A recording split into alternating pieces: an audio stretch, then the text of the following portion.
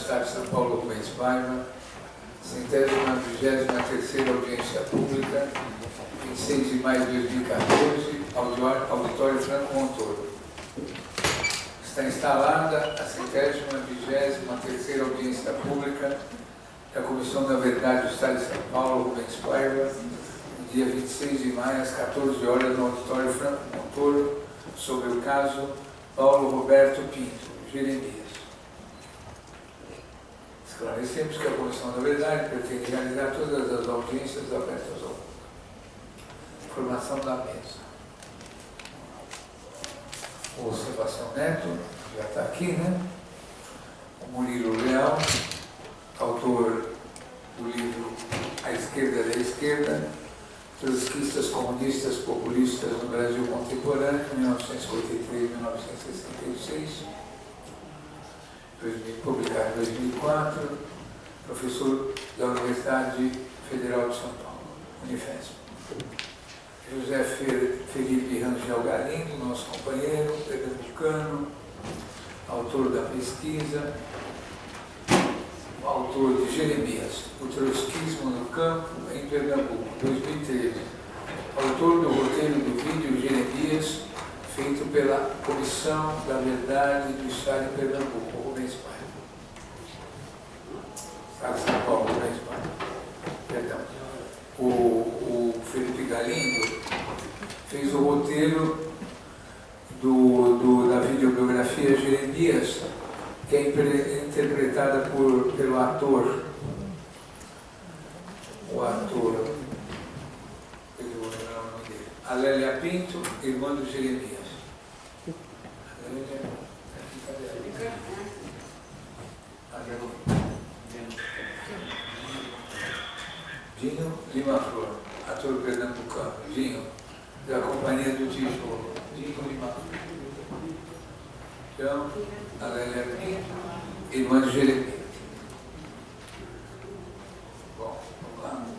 O Cláudio Cavalcante, preso com a Iberê Ferreira de Sá e Carlos Montarroios.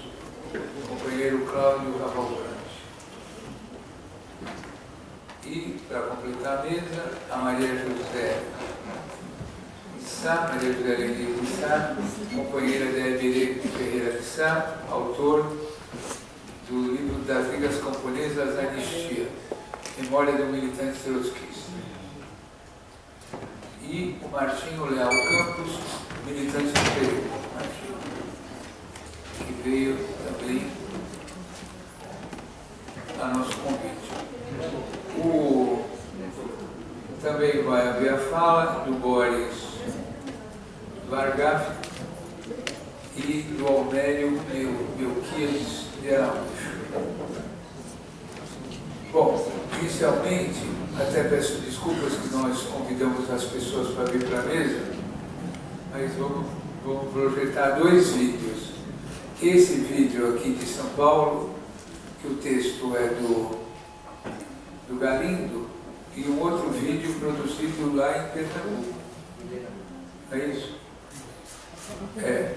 Então, eu peço desculpas, né, para que todo mundo não fique olhando para a tela, embora não há problema nenhum se as pessoas quiserem voltar, mas a gente vai ver. Primeiro, acho que é o mais conhecido, né, pelo menos mais divulgado, que é o produzido aqui pela Comissão Rubens Paiva.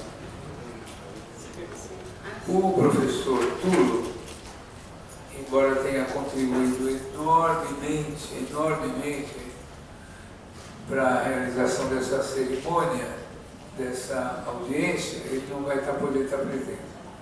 E, evidente, agradecer o companheiro Sebastião Neto e o grupo dele do IEP por toda essa dedicação, essa capacidade de trabalho que ele tem do grupo 13, que é o grupo dos trabalhadores, tá bom? Então, sem mais delongas, vamos passar os dois vídeos. Fala um pouquinho sobre o segundo vídeo, que eu tenho um pouco mais. O então promotor Sobreira, que nós vamos ver o vídeo. Um autor está do lado que é correção automática, entendeu? Tá certo. O juiz Sobreira, ele fez um depoimento da comissão do Helder Câmara, Pernambuco. Eles mandaram para a gente não só o vídeo, como a transcrição. Então, quando for passar o vídeo, nós vamos distribuir a vocês, tem 30 cópias da transcrição do vídeo. O vídeo é mais longo, nós tivemos 20 minutos, que fala diretamente do caso Jeremias. Para resumir a história, ele, com todo cuidado no processo, tentou estabelecer a cadeia de comando inteira e não apenas o jagunço que atirou. Ele, no golpe, é afastado das funções e é preso. A história ele vai contar depois para vocês, no segundo vídeo. As pessoas aqui todas são, a maioria está por dentro do caso e é bastante politizado. O caso Jeremias, e o Galindo deixa, o Felipe Galindo deixa muito claro isso na videografia, é um caso diferente, né? O Felipe Galindo, o Jeremias, foi assassinado antes do golpe, né? E a repressão foi exercida diretamente pelo usineiro dentro da usina que o assassinou por causa da reivindicação do cumprimento do 13º salário. E aí nós vamos, mas é uma coisa importante, marco, porque as pessoas falam, não, depois do golpe, nesse caso, ele tem uma precocidade, que é o fato de ter ocorrido antes do golpe. Né? Mas vamos lá, temos a carta inteira para... Esse é o livro, estou vendo várias publicações aqui, né? Depois cada uma esse aqui também. O rapaz de Mogi, que é irmã dele, trouxe o livro sobre o... Ela vai comentar, né? Sobre o livro também, esse livrinho aqui, o Guilherme Frederico, que o Percy escreveu, né? A senhora vai falar na hora que a senhora quiser falar. Danilo, ela está mal a Eu tenho que virar para trás e não virar. Vamos começar, vamos lá.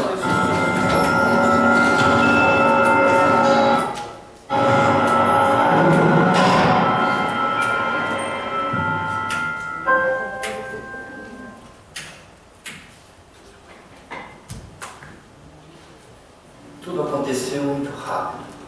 Aqueles dias, semanas e meses em 1963 corriam céleres como um vento que prenunciava uma forte tempestade. Uma tempestade revolucionária sobre o Brasil. Eu poderia tê-la visto, mas como eu ia dizendo, tudo aconteceu muito rápido. Foi no começo de tarde, em agosto de 1963, bem na frente da delegacia sindical do distrito de Ferreiros, em Itambé, Pernambuco. Eu acabava de discursar em mais um comício. Desde que chegara a Itambé e conseguira me integrar ao sindicato rural, as greves se multiplicaram. A exploração secular sofrida pelos trabalhadores rurais estava cada vez mais sendo questionada. A força adormecida dos camponeses finalmente explodia numa crescente onda de organização sindical que se espalhava pelo campo nordestino e brasileiro. Éramos parte desse processo e nós, os trotskistas, seríamos sua vanguarda. Naquele 8 de agosto de 1963, 3 engenhos estavam paralisados pela greve organizada pelos conselhos de camponeses. Em todos eles, a principal reivindicação era o pagamento do 13º salário atrasado desde dezembro de 1962. Mas, como eu ia dizendo, o comício tinha acabado. A multidão de trabalhadores rurais e seus familiares estavam se dispersando.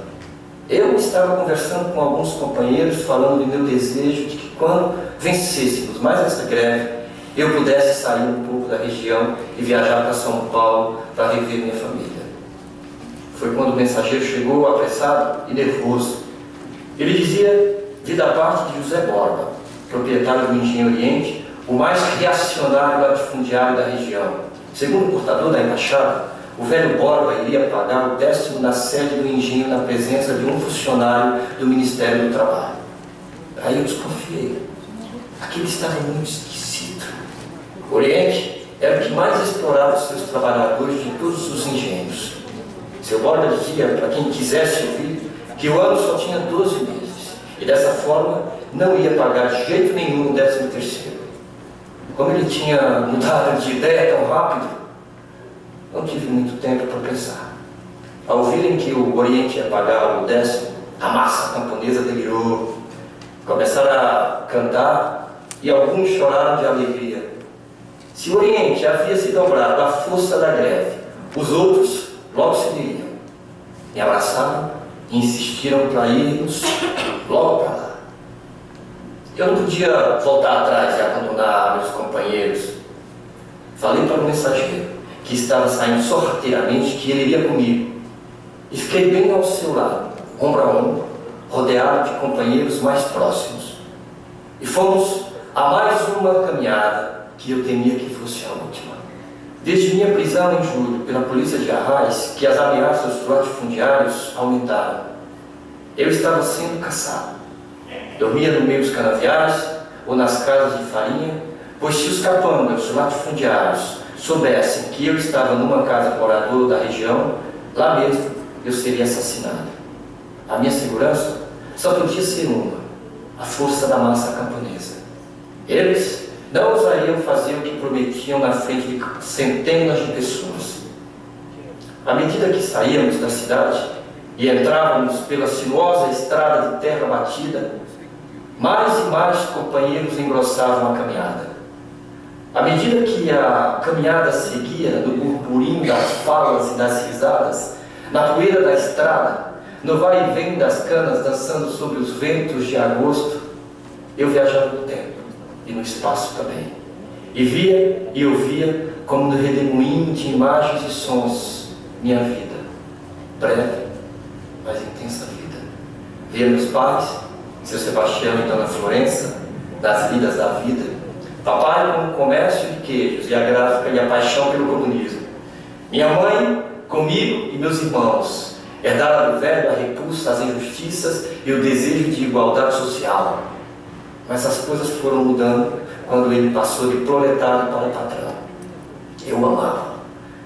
Mas na gráfica, a justiça não existia. Devíamos repartir os lucros. Fizemos uma greve. Eu fui demitido e expulso de casa. Mas eu aprendera tudo isso com meu pai. Minha mãe sofreu muito. Meus irmãos também. Principalmente a Lélia e o Edson, que eram muito próximos a mim.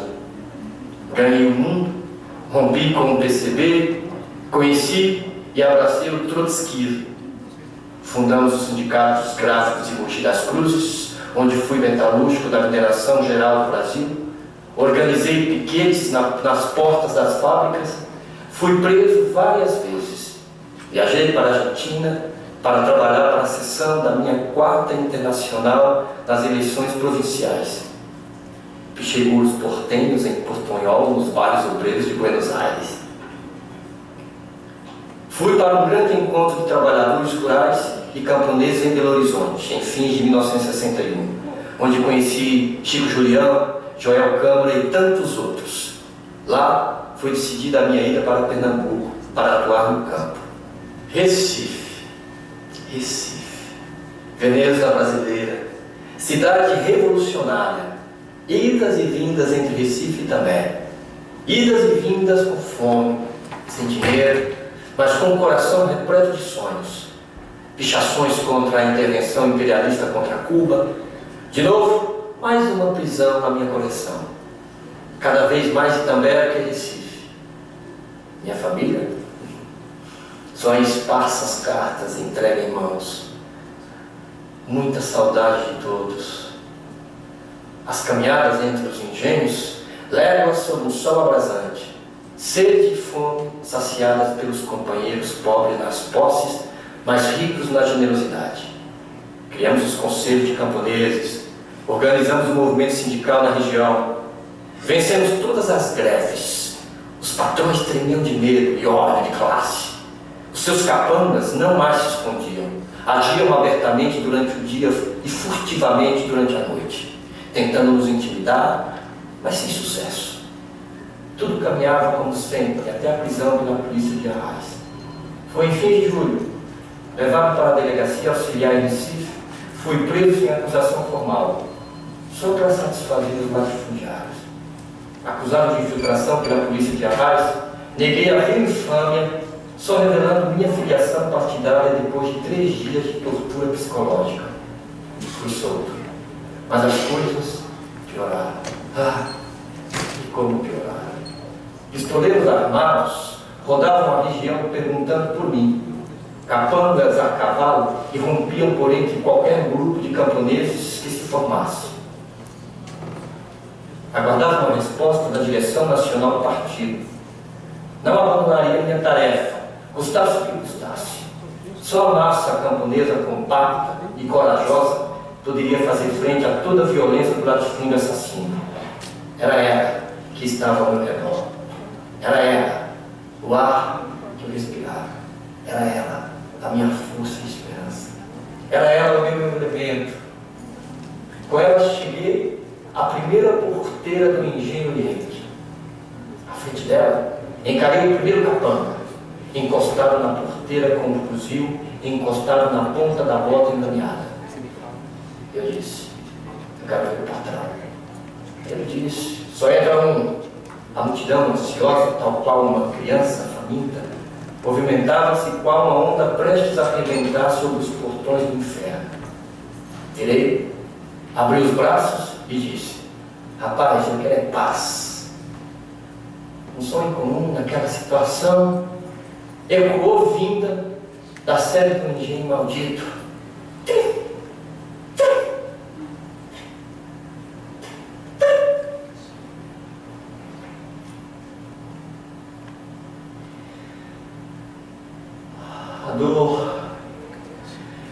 A dor atravessando as costas e saindo pelo peito.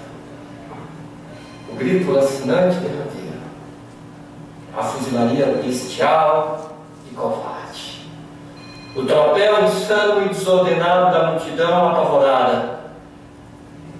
Quem eu sou neste último lampejo de consciência e vida?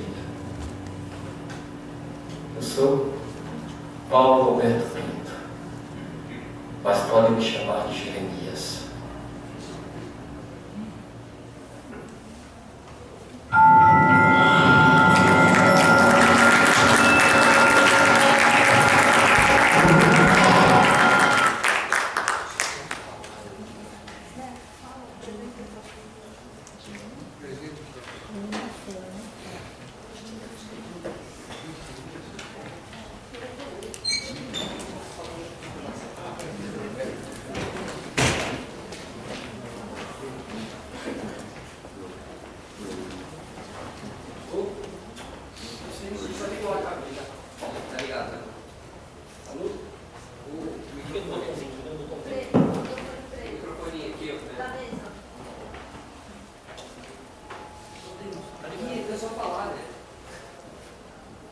Para fim de registro, que está gravando, esse é o depoimento feito na comissão do Helder Câmara de Pernambuco, pelo juiz Sobreira, 91 anos de idade.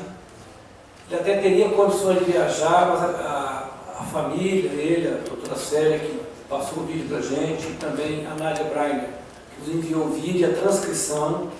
Diz que é uma mais emocional, não teria por que repetir essa emoção. Então acharam que o vídeo, que nós vamos ver agora, responde foi a iniciativa dele, fazer toda a cadeia de comando, não apenas o José Borba, que era o mandante, não apenas o Jagunço, e ele, depois do golpe, afastado das funções e preso. Aí vai contar essa história. Removido da comarca de Panelas para a comarca do Rio. E também, a 9 de abril de 1964, data da instituição do primeiro ato institucional, graças ao golpe de 1º de abril, recebi em minha casa 2 cidadãos que se diziam militares da polícia. Me faziam um convite para comparecer ao quartel-exército. Não hesitei, nada devia, compareci. saí realmente quase que escoltado, num jipe, ao lado de 2 militares da polícia. Em seguida, me apresentaram perante a Secretaria de Segurança, a antiga Sorbonne. Lá encontrei um cidadão com 3 estrelas de cada lado, 3 estrelas, um coronel, não prefiro não definir o nome, vestido tipo oficiais do exército hitleriano, bigode vermelho, cabelos cortados. A militar olhou simplesmente para mim e disse: apresenta no DOPS. Fiquei sem saber o que era o DOPS. Permita que eu confundi até com DROPS, aquele que existia naquela época.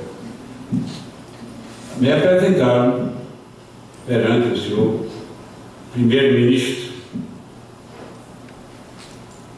o delegado auxiliar, de saudosa memória, de aspas. Mandou sentar, fiquei, quando foi por volta de 8 horas da noite para 9, quando eu sentei, disse: não vou fazer interrogatório, escreva o que eu quiser. O que eu vou fazer? Fiz os dados biográficos. Minhas conotações de amizade com militares, paisanos, e sempre primei em fazer na minha profissão de magistrado. Resultado, não me deram mais notícia. Permaneci, por fim, na Sorbonne 18 dias. Eu e muitos colegas de curso superior. Aparecia sempre, de quando em vez, um militar fardado, um capitão, chamando, nos dizendo que a alimentação ia se acabar, porque os comunistas tinham acabado com a Secretaria de Segurança. Cada qual que mandasse buscar comida em casa, e realmente isso aconteceu. Passaram-se os dias. Uma bela noite, por volta das 12h30 para 1h, tocava uma sirene. Todos os presos políticos se reuniram no pátio. Não sei se tem problemas. No pátio, então, nós não sabíamos para onde ir. Uns diziam: Fernando Noronha. Outros, não sei, eu aldeia. Finalmente, fomos para casa de detenção do Recife, a hoje, Casa da Cultura. Após 18 dias na Sorbonne, 18 dias, cerca de 20 presos políticos, como eram chamados. Depois de 18 dias, graças, segundo consta, interferência do então secretário de Segurança da Justiça, Dr. João Roma, foram designados a abertura, foi designada a abertura de alimentos vindos de fora. 18 dias. A convivência em comum. Após esses dias, fazendo um parênteses, onde a comida parecia até que nem Biafra comesse, mas era a comida que se apresentava aos presos políticos naquela época. 18 dias após, para completar os 54 dias, mandaram a mim e o Dr. Márcio Hollenberg Leite, então do juiz de direito também, para o quartel do DER, bem tratado no quartel do DER. Certos oficiais que tinham convivido comigo sabiam da minha orientação e da minha formação. me visitavam sempre. Até que um dia chega um alvará de escritura. Esse alvará era assinado pelo então delegado auxiliar Álvaro da Costa Lima. Graças ao decreto de Taurino Rezende, o general, que era o responsável por todos os inquéritos militares da época. Ele baixou um decreto que aqueles que presos não tivessem sido denunciados fossem postos em liberdade. Eu não tinha sido denunciado nem Márcio Oliveira. Fomos soltos. Daí então, fiquei aguardando as decisões. Quando preso, tive a visita do presidente do Tribunal de Justiça, Dr. Adalto Maia. Levava não só o conforto moral, mas como o contra-cheque para uma família que estava completamente desarvorada. E dizia: nada posso fazer, porque até o próprio Tribunal de Justiça nenhuma garantia tem diante do regime que estamos atravessando. O golpe de 1º de abril, referendado pelo ato institucional número 1, tirou todas as garantias possíveis e imagináveis, onde os palácios de justiça passaram para ser os quartéis, as segundas sessões, onde aqui contávamos um triunvirato que comandava o Estado: Ibiapina, Bandeira e Bambu. 3 coronéis que mandavam e desmandavam no velho Pernambuco. Ali, o governador do Estado, àquela altura, o governador parecia com menos autoridade de que com o próprio visto tinha sido preso. Mas tudo passou. Depois da liberdade, chegava às minhas mãos uma relação de 8 comarcas nas vizinhanças do Recife, para que eu escolhesse qual delas eu queria. Era uma recompensa. Agradeci, porque já estava na minha comarca divertindo-se. Desculpe, moça. Lá passei o meu tempo de magistrado. Quanto ao motivo da pergunta, vamos, outro capítulo. Era o 9 de abril, quando recebi o convite para o quarto exército. De quarto exército não tinha nada. Era apenas o crime da chacina lá no município de També. Ali, senhores de engenho, evita o prefeito Pato, inclusive o nosso historiador para melhor, o Galindo. Ali,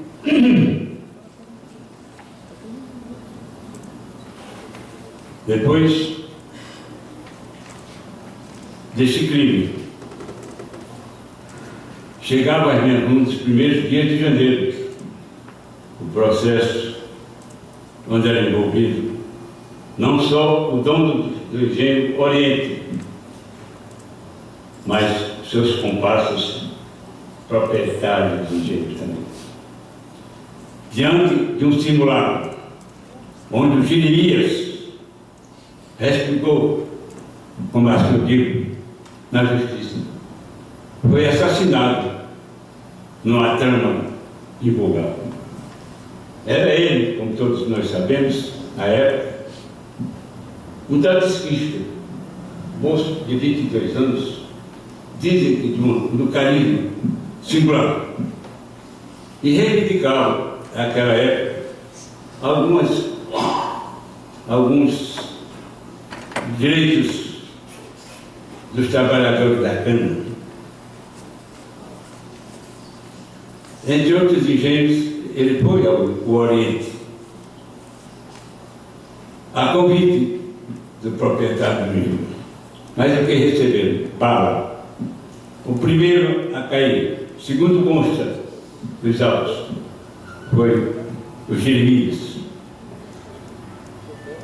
Os camponeses correram desarvorados, levando balas, queres, aqueles baldes do engenho pela canavial afora.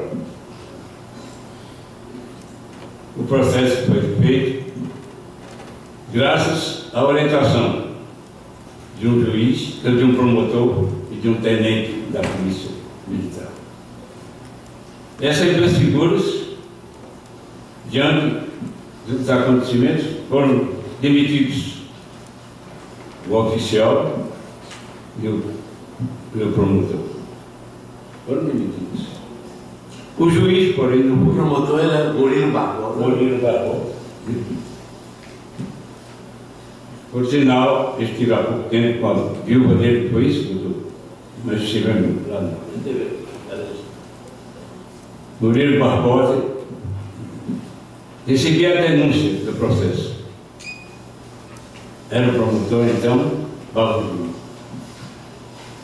Lia a denúncia, apresentada como risca, sem autoria certa. Pedia, então, a prisão preventiva do vaqueiro da propriedade, que teria sido o assassino de Jeremias. Não decretei a prisão. Àquela altura, se houve um conluio de crimes.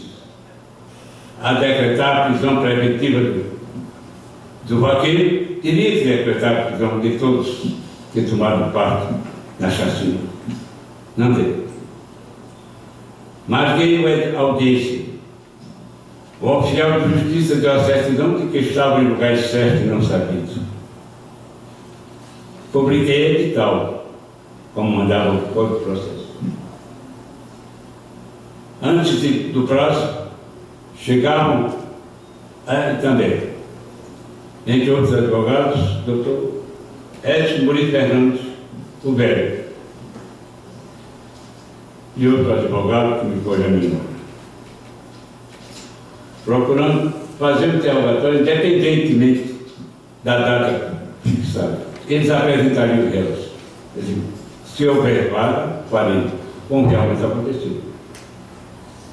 O principal denunciado, Zé Borba, era assim que chamava. Parecia que estava diante do catafalso. Não admitia que fosse interrogado nem pelo presidente da República.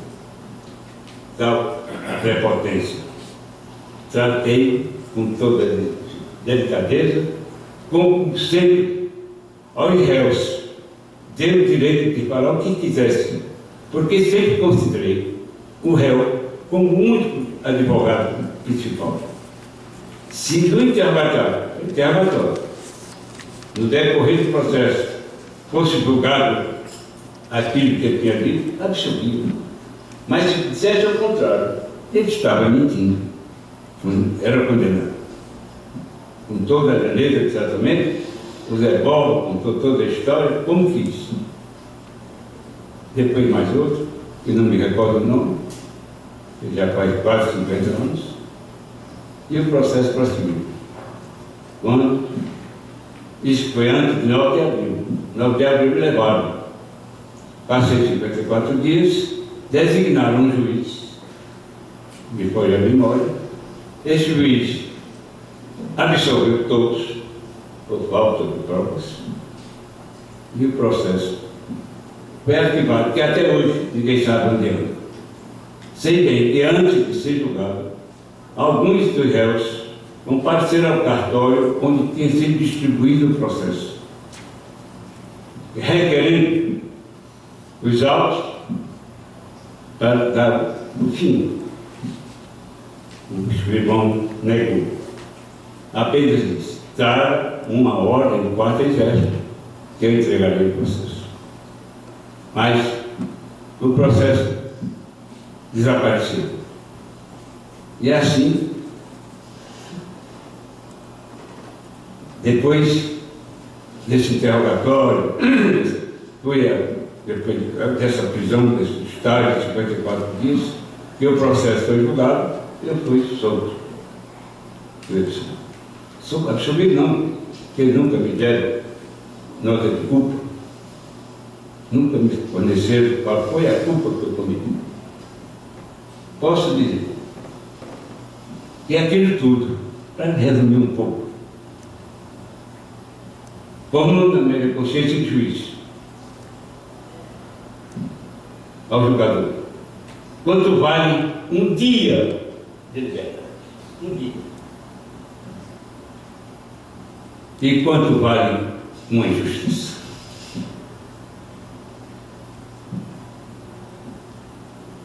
Procurei cada vez mais, no meu espírito de magistrado independente, formar minha convicção de que a injustiça é o pior dos pecados. Amar ao próximo como a si mesmo. Mas, diante dos fatos, me resumo contados,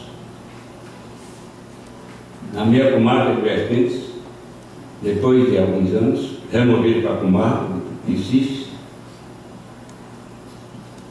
quase 20 anos na vara de família, lembraram-se que eu era um juiz bom, segundo diziam, e me deram o título de desembargador. E pouco tempo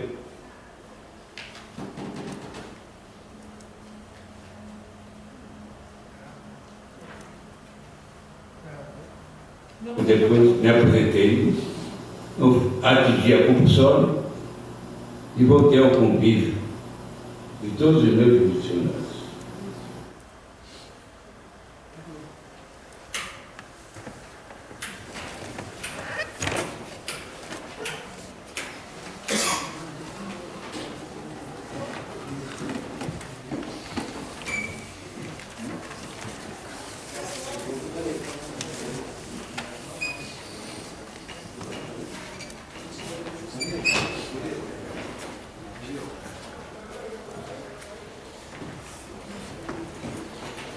Então vamos dividir em duas mesas, né? Para ficar mais didático. O Murilo. Tá. Essa mesa. Então fica aí, né? Vamos lá. Murilo, o Boy, o Galinho e o Helena.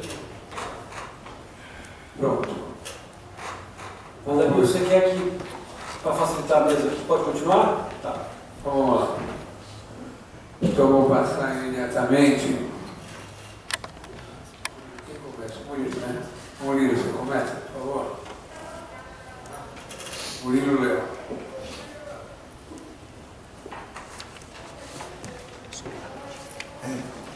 Boa tarde a todos.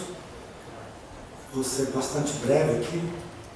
Eu agradeço o convite do deputado Adriano Diogo, companheiro Sebastião Lopes Neto, da Comissão Estadual da Verdade, para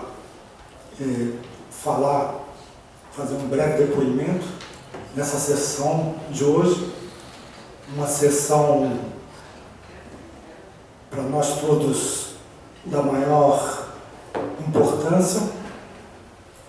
E eu vou falar um pouco sobre a atuação dos trotskistas nesse contexto do período dos anos 62, 63 e 64, que é quando ocorre a greve nos canaviais de Pernambuco, nessa região de Itambé, no Engenho Oriente, e o assassinato do Jeremias.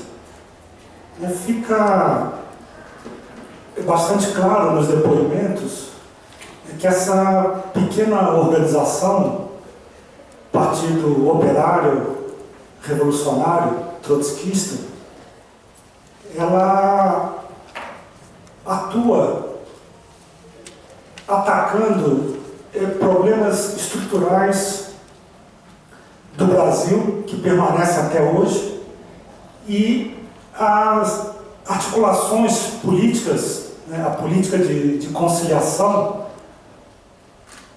que davam sustentação à manutenção, à preservação, à permanência dessas estruturas, da estrutura agrária, mais especificamente do poder econômico político dos latifúndios, dos latifundiários, que, como nós vimos nos vídeos,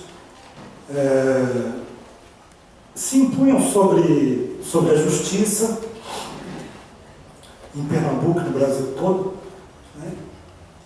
E é uma grande estrutura que vem do período colonial, né? E esse debate sobre a reforma agrária, ele se processava, mas também se processava uma luta concreta pela reforma agrária e pela organização dos sujeitos que poderiam promover a reforma agrária, né? Então, por um lado, o governo do João Goulart colocava isso na agenda, né, em todas as forças de esquerda progressista, a reforma agrária, né? E, por outro lado, grupos ligados às ligas camponesas ou aos trotskistas e outras organizações, né, forçavam a luta contra o latifúndio pela reforma agrária, por exemplo, com ocupação de terra, né? Então, é importante destacar essa ação desse núcleo de militantes, do qual o Paulo Roberto Pinto fazia parte, né, que tomou para si essa tarefa de lutar quase com as mãos nuas, né, lutavam com a organização camponesa contra a estrutura fundiária do Brasil, e levando para Pernambuco algumas ideias que vinham da experiência de organização dos trabalhadores nas fábricas, como eram os conselhos camponeses, né? Então, era uma luta por mudança de estrutura, e era uma luta com métodos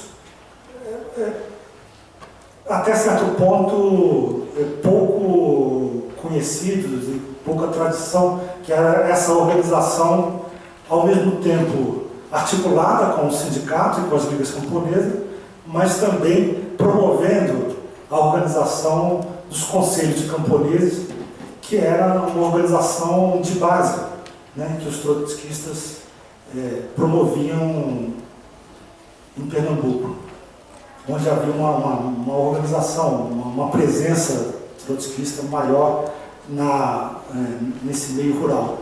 E junto com a organização dos conselhos de camponeses, uma luta para a organização de uma central camponesa, uma central única camponesa, que era uma outra bandeira levada pelos trotskistas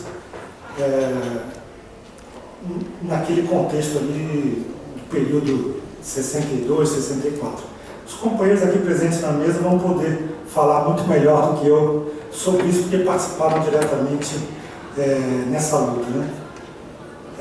E os riscos aos quais o Jeremias se expôs, né, então são riscos de uma organização pequena, que não era uma organização armada, que enfrentava o latifúndio não no discurso apenas, né, mas com ações, e que enfrentava, ao mesmo tempo que o latifúndio, enfrentava com formas de organização, como eram os conselhos camponeses, a ideia da central camponesa, e combatiam, ao mesmo tempo, né, essa composição que o governo Arraes representava, né, de uma composição em que os latifundiários tinham guarida, né, nesse governo, embora fosse um governo de reformas, mas eram as reformas encaminhadas, né, por essa via que havia,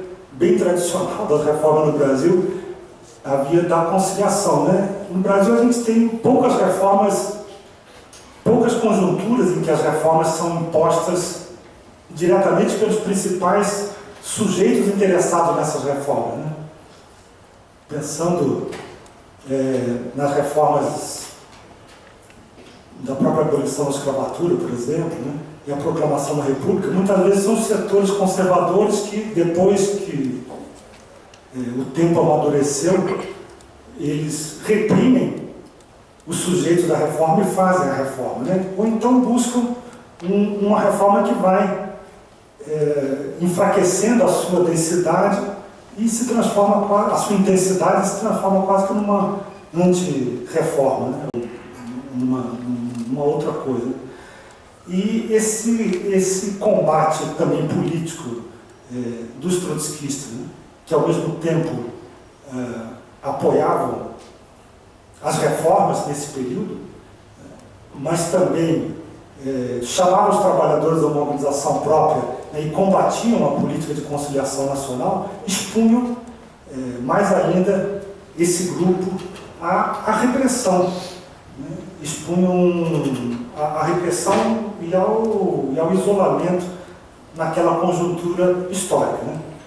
E para finalizar, é importante assinalar, nesse período de 63, né, certamente o assassinato de Jeremias, a gente pode dizer isso, eu acho com segurança, faz parte de uma cadeia de ações preparatórias de um ambiente, né, para repressão, para um movimento contra-revolucionário que depois tomou a forma que tomou, né, de um golpe militar com apoio civil, né, mas em 63, o período anterior de uma crescente organização popular, até certo ponto consentida pelos governos e pelas classes dominantes, esse período ele vai se esgotando e em várias situações, aqui em São Paulo também, na greve dos 700 mil, uma greve geral em outubro de 63, verifica-se uma repressão inédita, né, já com uma ação de prisões e de torturas praticadas numa articulação entre os governos, aqui em São Paulo do Adhemar de Barros, no Rio do Lacerda, e não se pode dizer a mesma coisa do governo Arraes, né, que não apoiou esse movimento preparatório para o golpe, que não foi vítima do golpe, mas as forças civis, né, como o latifundiário citado, Borba, se articulavam em parte espontaneamente, em parte de forma bastante organizada, como denuncia no seu livro o René Dreyfus, se preparavam então para enfrentar de forma violenta aquele ascenso, aquele crescimento da organização popular que vinha respaldado em várias ações como essa dos trotskistas em Pernambuco, ou dos operários em São Paulo, ou no Rio Grande do Sul, estudantes pelo várias regiões do Brasil. Então, nós podemos inscrever esse fato, né, do assassinato de Jeremias como uma das ações preparatórias para um clima, para um ambiente de enfrentamento, de impunidade e de ataque contra-revolucionário que se praticou aí a partir de outubro de 63 até 64 né, bloqueando o caminho das reformas por cima e por baixo, vamos dizer, né, estava na agenda do governo, mas vinham também da organização popular, que se encaminhavam nessa conjuntura aí desse período. Então, são apenas algumas considerações para ajudar a situar politicamente alguns traços do ambiente político nacional e regional em que ocorreu o acontecimento e que os companheiros aqui presentes vão falar melhor do que eu sobre esse ponto.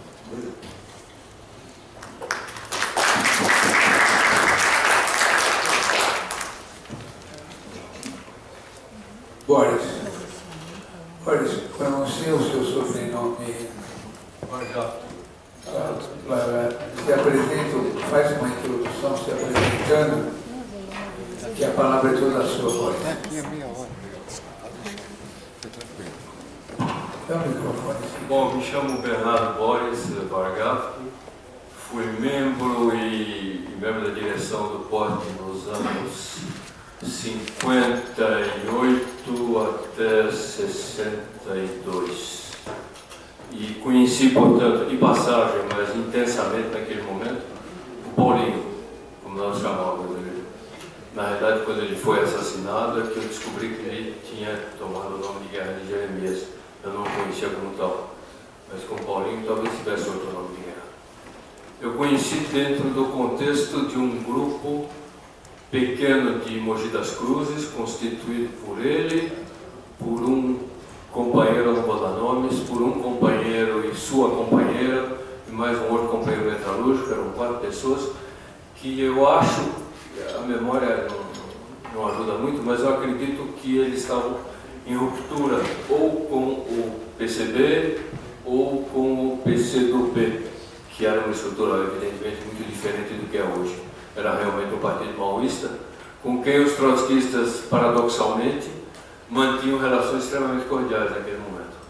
Era uma coisa um pouco curiosa, porque eles falavam evidentemente muito mal de Trotsky, agente nazi-fascista, etc., mas batiam os maiores papos conosco e aproveitavam, aliás, de muitas ideias. Eles eram, esse grupo pequeno, era muito inteligente, era gente competente, que soube morrer, aliás, anteriormente, era Pomar, gente assim, Gravois eu não cheguei a conhecer, mas Pomar muito bem.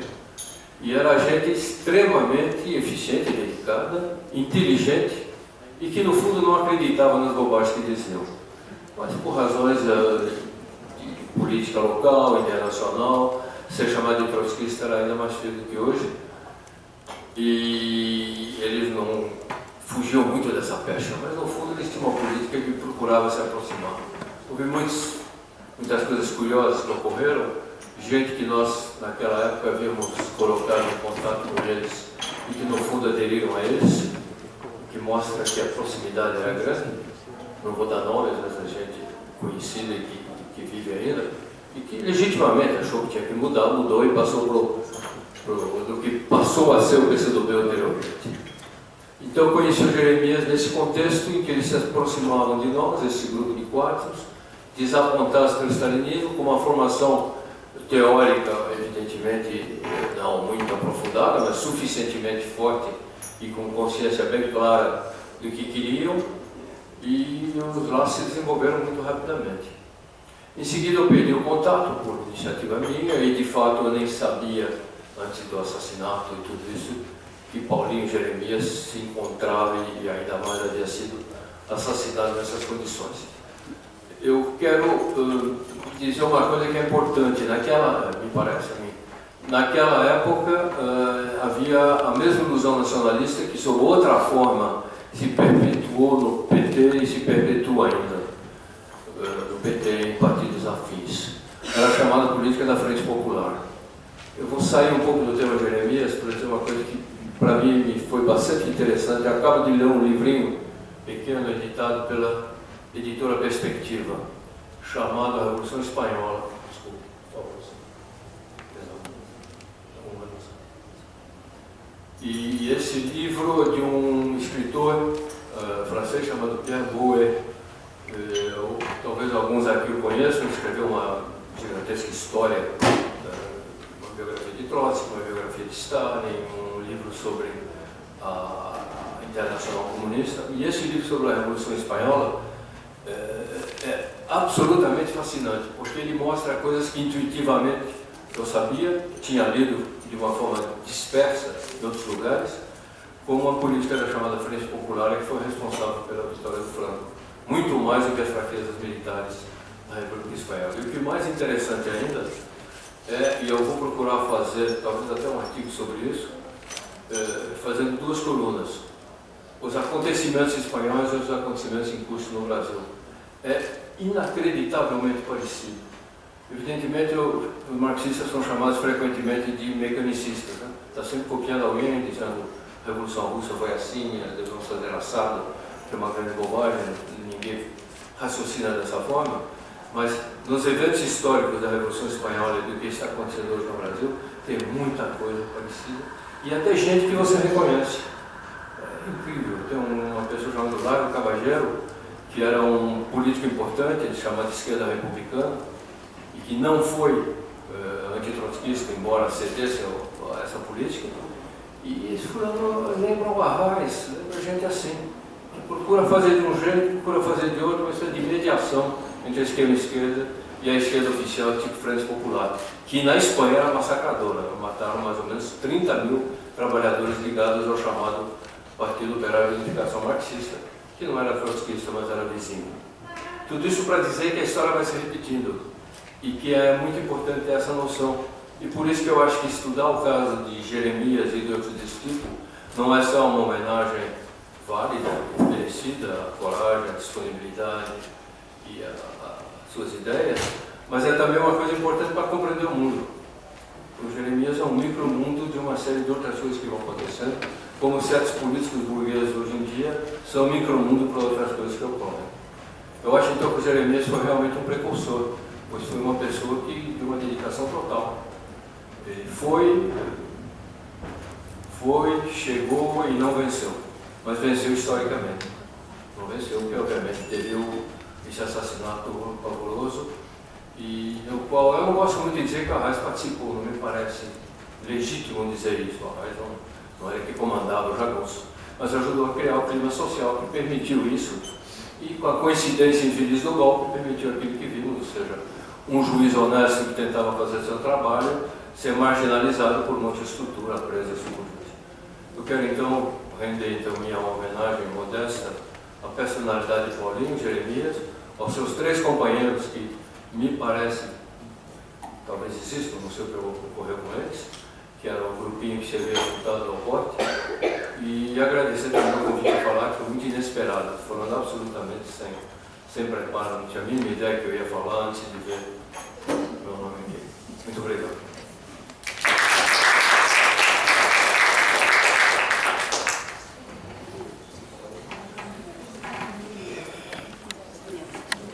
Então, o companheiro Galindo, né? Felipe Galindo, que fez a tese, é um grande estudioso de Pernambuco, nosso querido Felipe Galindo, que veio aqui para contribuir com a nossa audiência.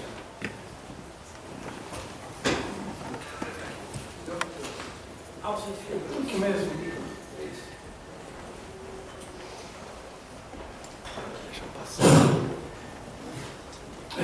Muito boa tarde a todos e a todas.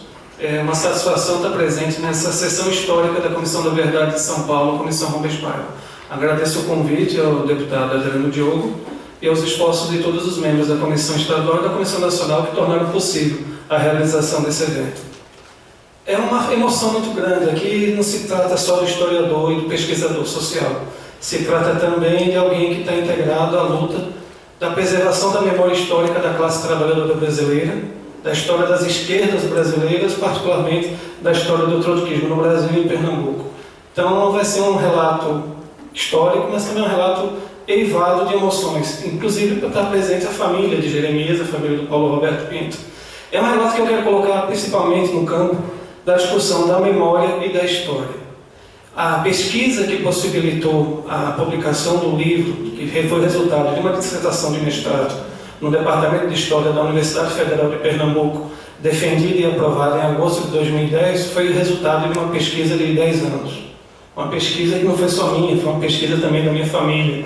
Quando eu entrava nos engenhos com ele para Itambé, eu ia com a minha companheira, Luciana, que está presente, com meu filho Ícaro, com meu irmão, com meus sobrinhos, e nós adentrávamos os engenhos, nós adentrávamos a cidade de Itambé, nós adentrávamos o passado, um passado muito difícil de ser recuperado. Essa é a dimensão da memória que é importante recuperar, porque essa dimensão da memória, no caso de Itambé, foi uma memória onde se tentou, a todo custo, apagar o nome de Jeremias, o nome de guerra do Paulo Roberto Pinto, da memória coletiva de uma comunidade. Se chegou a ser proibido que as crianças fossem batizadas de Jeremias durante muitos anos, depois do assassinato dele e depois da eclosão do golpe empresarial militar de 1º de abril de 1964. Essa memória, para ser recuperada, ela foi mais ou menos como se fosse arrancada das entranhas da história. Eu posso falar particularmente porque foi um caso muito peculiar pesquisar sobre trotskismo e pesquisar sobre Jeremias no estado de Pernambuco. Foi mexer com a onça com vara curta, um estado onde até hoje o governo de Miguel Arraes, que teve legítima participação no avanço das forças sociais e populares brasileiras, mas também um governo carregado de contradições, ainda permanece como um mito. Falar de Jeremias, falar do primeiro preso político do governo Arraes, falar dos outros companheiros do Partido Operário Revolucionário Trotskista, que depois também foram presos, é uma situação muito difícil. Essa Comissão da Verdade de São Paulo tem um retrato histórico, porque é uma audiência bem diferente da audiência do ano passado, que aconteceu na Comissão da Verdade do Câmara em Pernambuco.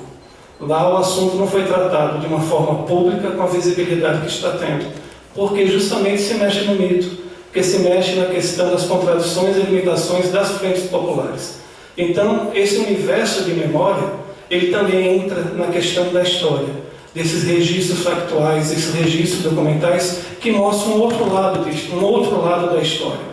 Essa memória da família de Jeremias também está presente de uma forma muito forte, porque em dezembro de 2010 eu visitei a casa da filha do Dr. Dona Lélia, e foi recuperada também essa dimensão da memória dos familiares. Aparece muitas vezes que os militantes eles são seres feitos de aço, que são totalmente resistentes e por aí vai. Também se mitifica a atuação dos militantes. Mas eu procurei recuperar, e também está presente no livro, a dimensão familiar da história do Paulo Roberto Pinto, que virou Jeremias. Também foi outra dimensão da memória trabalhada e resgatada nessa história, dos irmãos que perderam o Paulinho para a luta social, e o Jeremias foi conquistado para a história do Brasil. Então, a dimensão da memória dos moradores de Itambé foi preciso todo um trabalho de aproximação de anos para se conseguir conquistar a confiança desses trabalhadores, porque até recentemente era muito difícil falar de Jeremias lá. Para se ter uma ideia da permanência das elites, no caso de Itambé, o atual prefeito de Itambé, ele é um borba. Ele é parente dos mandantes do assassinato de Jeremias há 50 anos atrás. E está no partido do atual governo do estado de Pernambuco. Para se conseguir adentrar os engenhos foi um trabalho muito difícil de conquistar a confiança. Para se conseguir chegar na família do Paulinho, do Paulo Roberto, também foi um trabalho de anos que contou com a participação ativa aqui de pessoas como Franco Farinaz, a Regina, o Murilo, o professor Tulo, para conseguir entrar em contato com a família do Jeremias e recuperar essa outra dimensão da memória, que é a dimensão da memória do Paulinho, que também está presente na construção dessa história. Essa é uma história da memória do Jeremias e da memória do trotskismo, que ela tem um contexto bastante específico, como ele iniciou nessa parte, de uma forma geral, eu queria pontuar. A importância do trabalho dos trotskistas naquele período em Pernambuco se dava num contexto histórico muito específico. Que contexto era esse? O rompimento de relações diplomáticas dos Estados Unidos com Cuba, quando em 1961 ela se declarou o caráter socialista dessa revolução, e os Estados Unidos deixaram de comprar as canas-de-açúcar de Cuba e passaram a comprar de onde? Do Nordeste brasileiro. Então isso provocou um aumento da exploração dos trabalhadores rurais do Nordeste. Por quê? Eles moravam como meeiros, foreiros e moradores de condição dos latifúndios. Eles ainda tinham algum acesso à terra. A partir desse processo internacional que teve o rescaldo aqui no Nordeste brasileiro, começou a expulsão desses moradores. Isso é paradigmático no caso de João Pedro Teixeira, assassinado em 1962, o líder da maior liga camponesa do Brasil, a Liga Camponesa de Sapé, imortalizado no documentário Um Cabra Marcado para Morrer. Então, esse processo de expulsão dos camponeses, dos moradores de condição, a proletarização desses moradores, eles começaram a passar a trabalhar como assalariados. Isso tudo num contexto muito específico, porque também ainda tinha a questão da Frente Popular a nível nacional.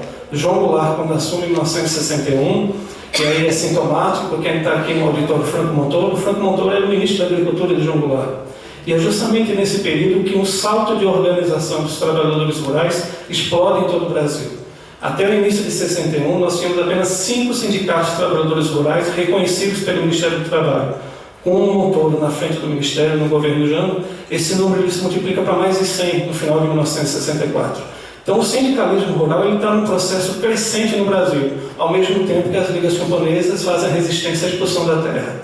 É justamente nesse contexto que o Partido Operário Revolucionário Trotskista, e no caso Jeremias, ele vai ser deslocado daqui de São Paulo para Pernambuco para fazer atuação dentro desse contexto histórico específico.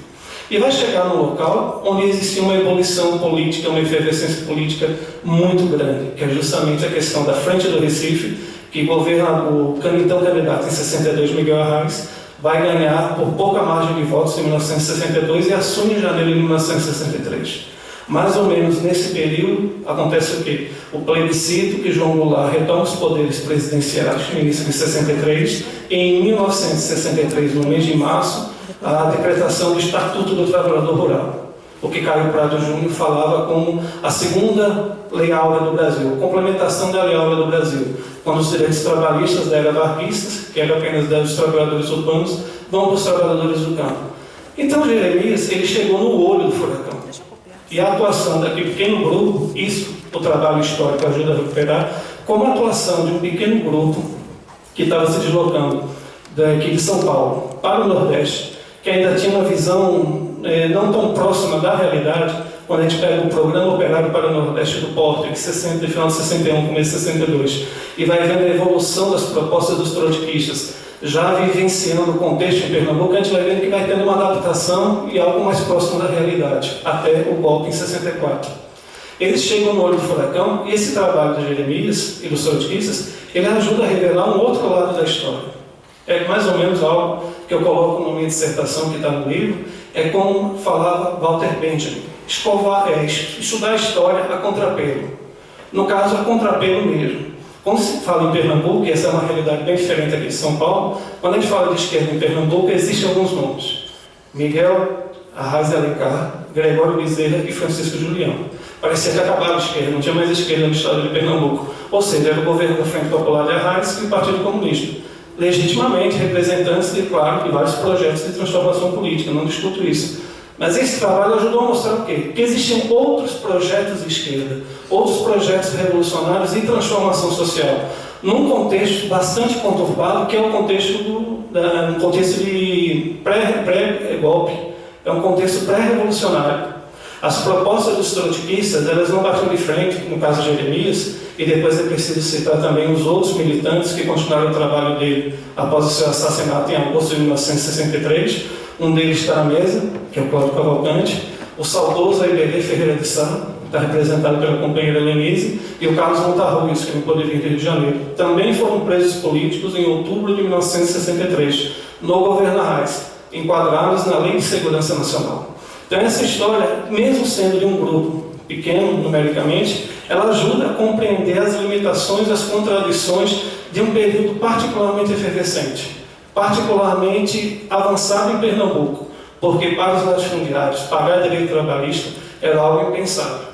Os trabalhadores rurais, os camponeses, eles eram vistos como parte da paisagem natural. Do mesmo jeito que tinha a vaca, tinha o boi, tinha o burro, tinha o riacho, que movia a moenda lá do engenho, tinha um trabalhador rural, era a mesma coisa, era a mesma posse.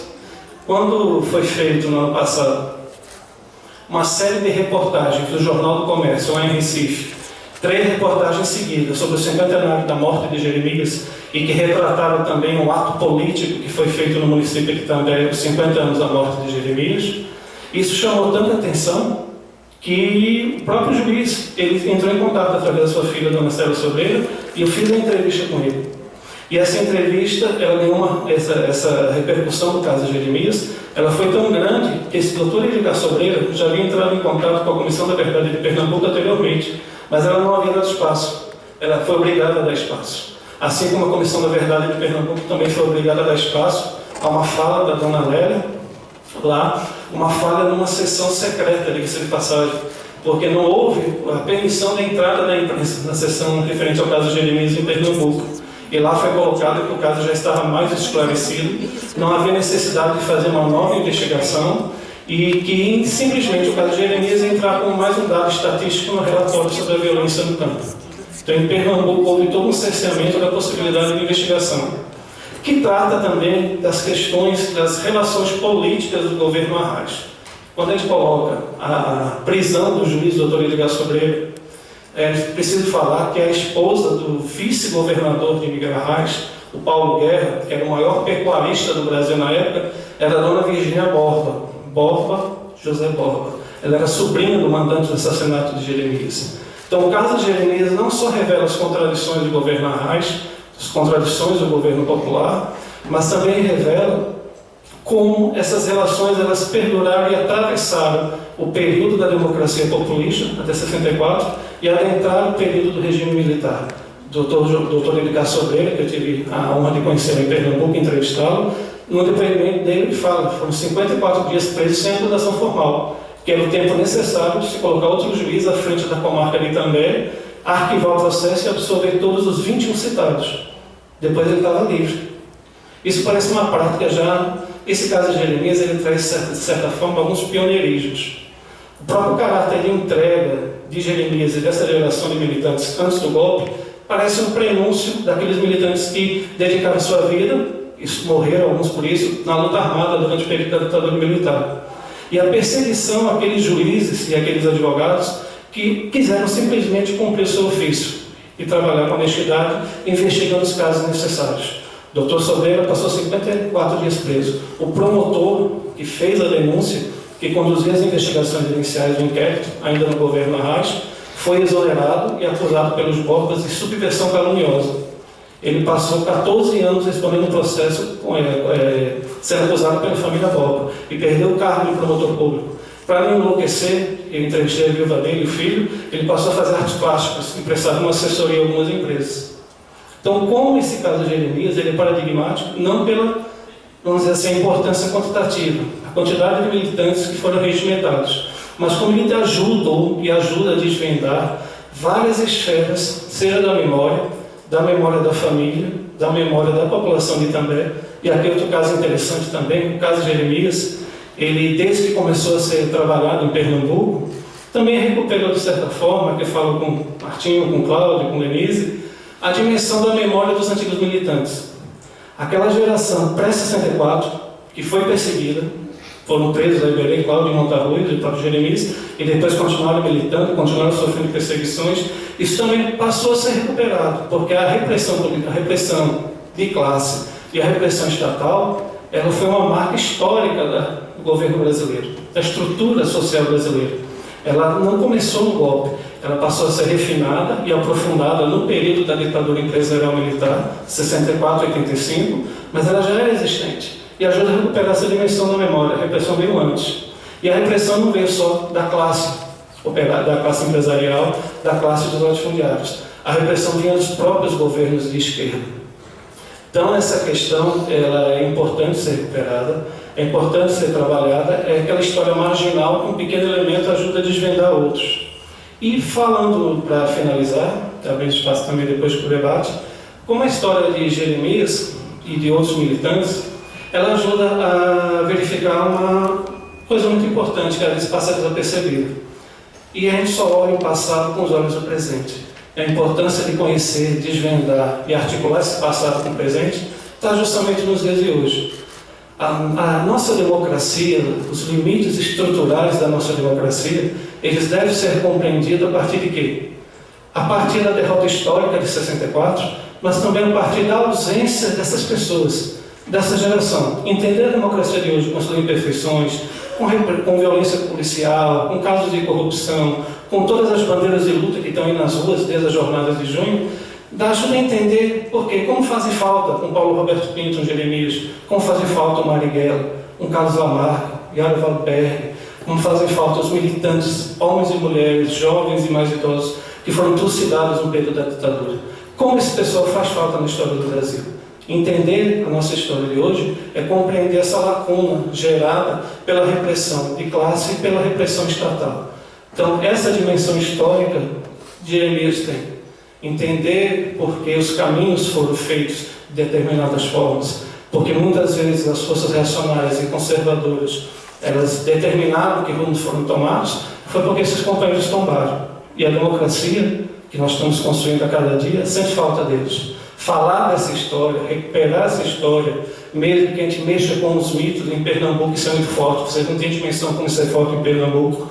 Para ter uma ideia, 3 professores da Universidade Federal de Pernambuco recusaram ser orientadores desse caso. Só a partir do 4º professor, que no caso é meu orientador atualmente no doutorado também na Universidade Federal de Pernambuco, a quem eu devo uma amizade muito grande, que é a professora Maria do Socorro de Abreu e Lima, que aceitou pegar essa discussão histórica e trabalhar esse caso de releitura, porque desagrada até hoje muita gente falar de Jeremias, falar dos trotskistas em Pernambuco. Então é uma dimensão histórica que atravessa o tempo, se desdobra em múltiplas dimensões. E é incrível, no meu caso, que já estou em outra pesquisa histórica, a atuação dos advogados dos presos políticos em Pernambuco durante a ditadura, como o caso de Jeremias, ele retorna, ele volta. É uma dimensão que se perde no tempo, que atravessa o tempo. Isso é muito bom. Isso fala da história da classe trabalhadora, isso fala da luta pelo socialismo, isso aperfeiçoa a nossa democracia. Muito obrigado.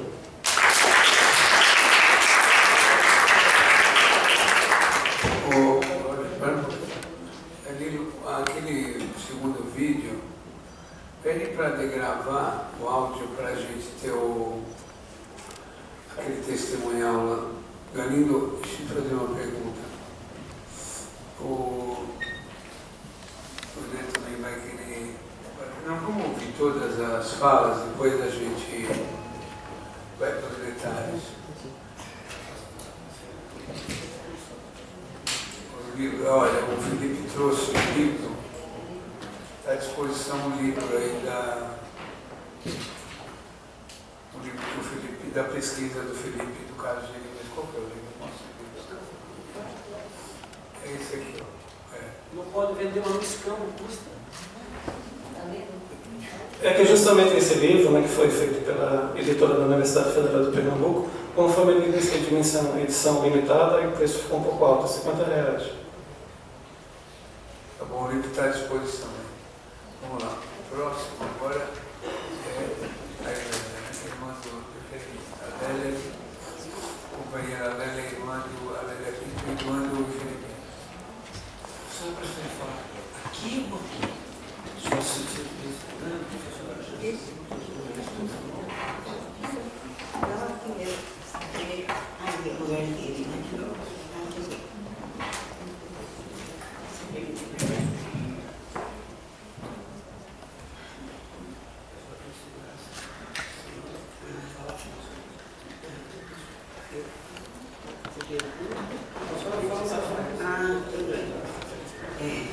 Boa tarde para todos.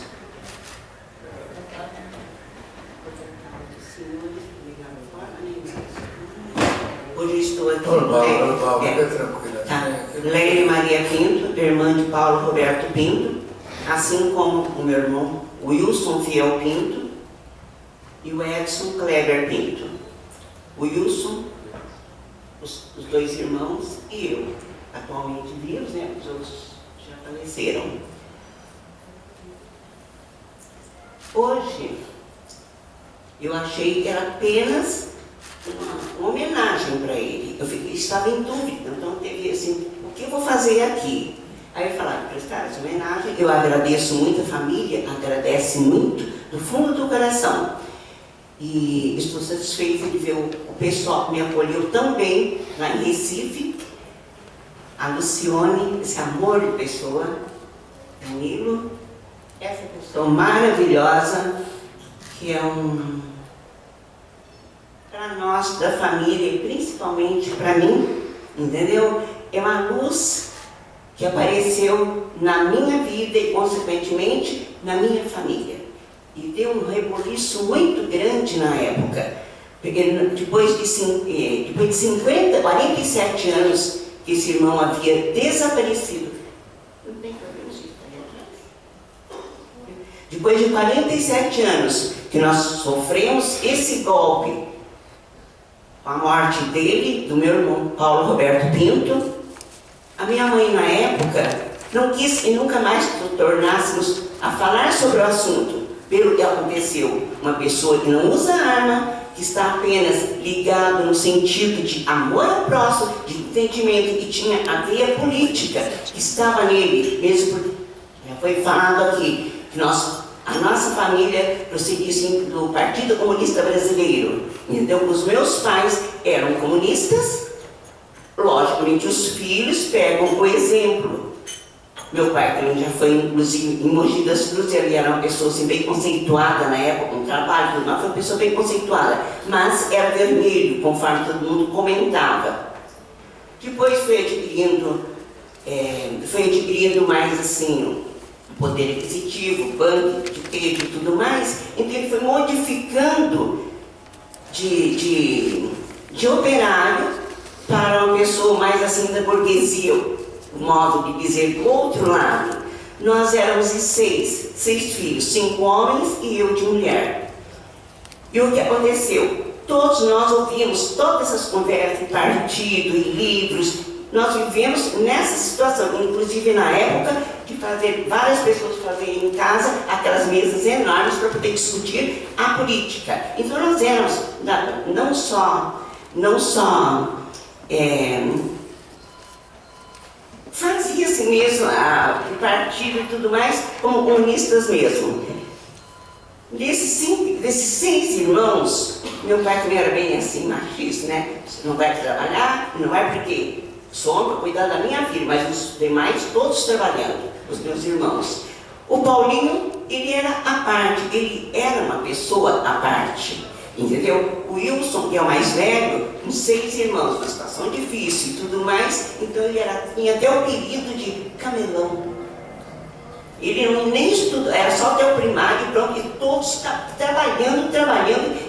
Meu pai era operário gráfico, desde novinho, desde moço, né?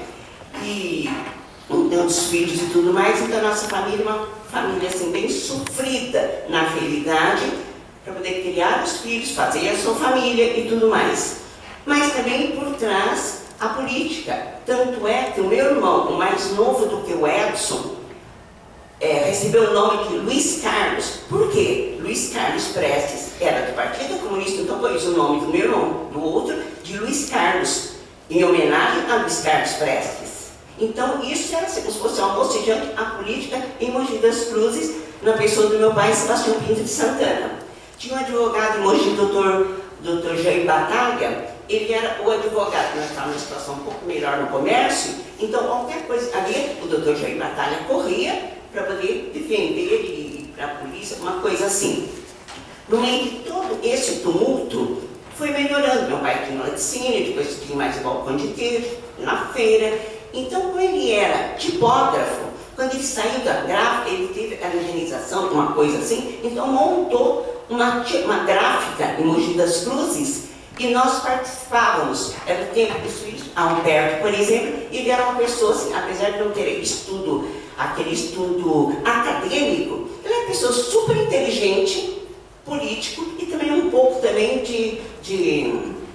ele fazia parte, por exemplo, em Taubaté, nos finais de semana, como autor, por exemplo, no Céu Unido dos Corações. Ele e minha mãe, eles trabalhavam e faziam para poder ganhar cachê, entendeu? Então eles eram batalhadores mesmo.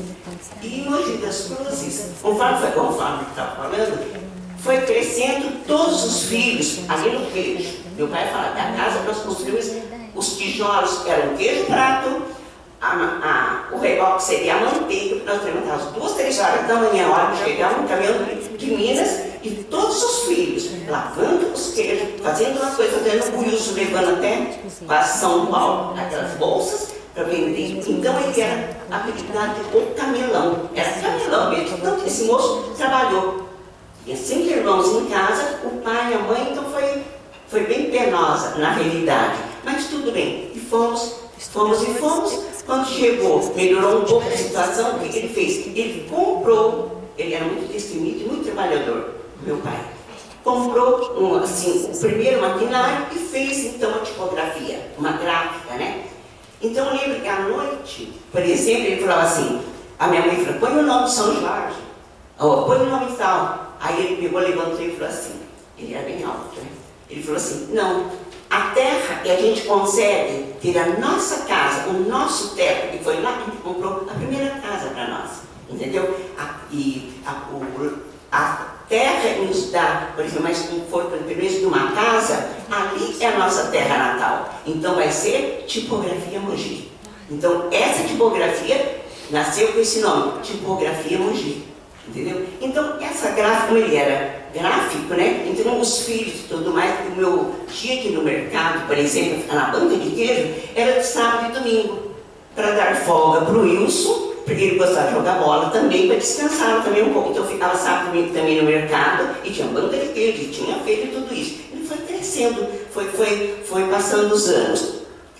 Quando ele ficou com, aí, dos queijos, ele comprou um laticínio, já aumentou o poder aquisitivo da família, era um laticínio. Então, como o queijo ia de Minas para Mogi das Cruzes, então ele era o rei do queijo. Então, até 15 de novembro, esse meu irmão punha esse queijo branco, né, na bolsa, em todos os bares. Então, a gente passava para o comércio, os bares, os queijos. Então ele foi crescendo monetariamente, conhecido e tudo mais. E os meus irmãos, assim, trabalhando. Quando chegou, por exemplo,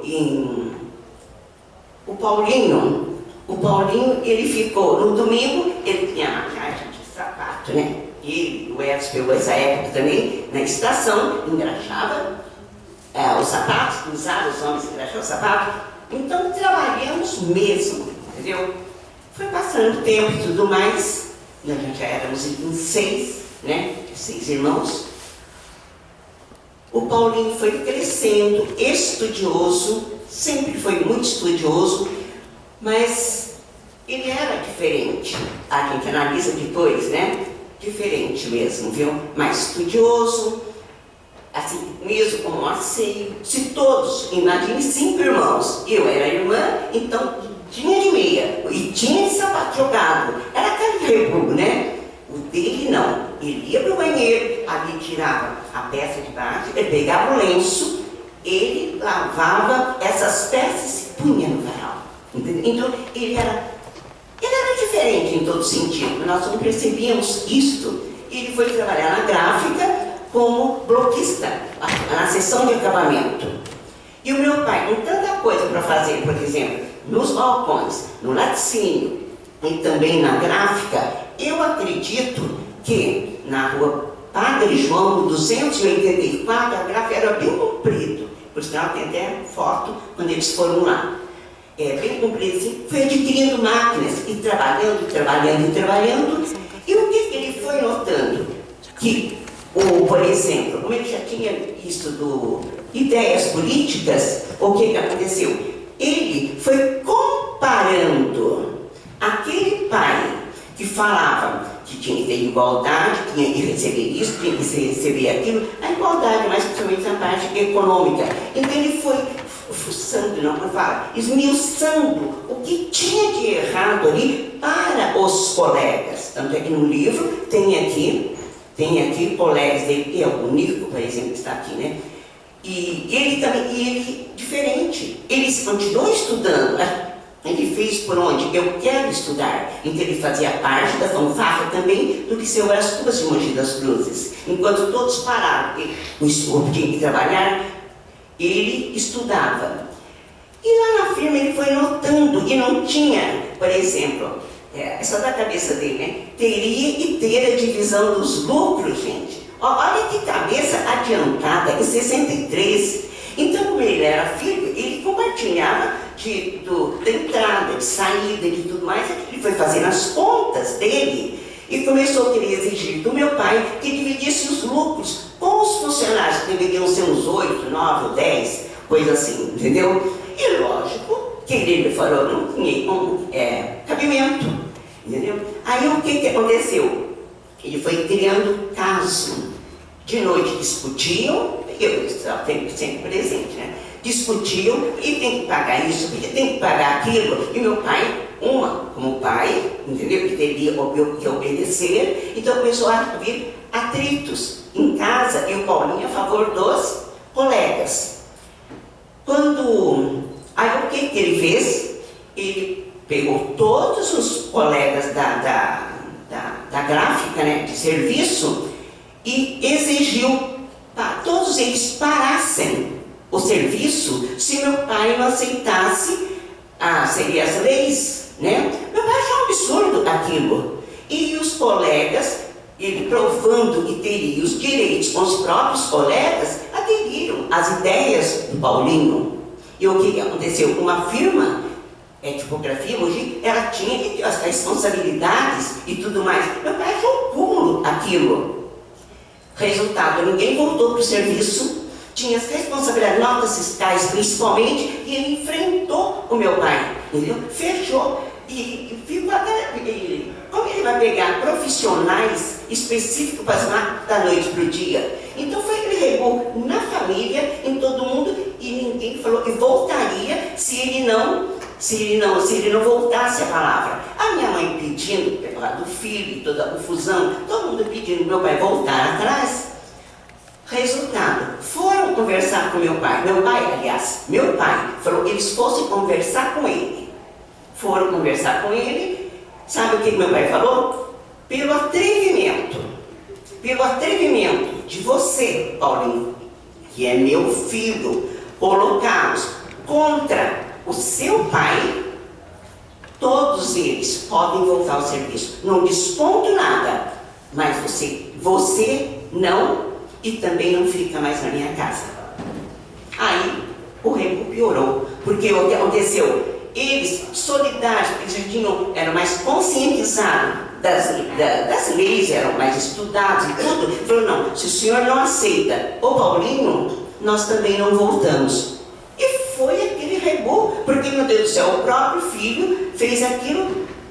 E aí meu pai ficou sem saber o que fazia, entendeu? E deu aquele rebu enorme, e enfim, ele saiu de casa e ele comentou para minha mãe, se for atrás dele, por exemplo,